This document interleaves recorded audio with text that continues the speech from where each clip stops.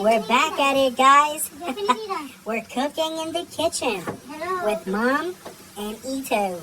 Today we're gonna make white people tacos. Shh, don't say anything. I don't want anybody to get offended. Anyways, so today we have Mom here.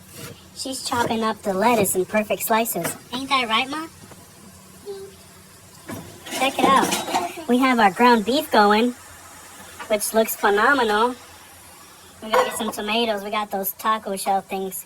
You know, next time I'm gonna try to make it from scratch, but I don't know. What do you think, Mom? Sure. So the secret to this is you wanna season it yourself. Don't get none of that fake taco packet seasoning stuff. It's nasty. We don't like that. We don't like it. Just get some garlic powder, onion powder, salt, pepper, some paprika if you have it, some chili powder. Spice it up. Don't be shy. Just do it. It tastes so good. Trust me. None of that taco stuff from Taco Bell. Disgusting.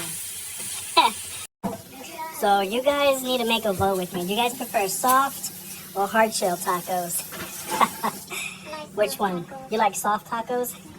I like a bit of texture. I don't mind a little crunchiness from time to time. It's quite delicious.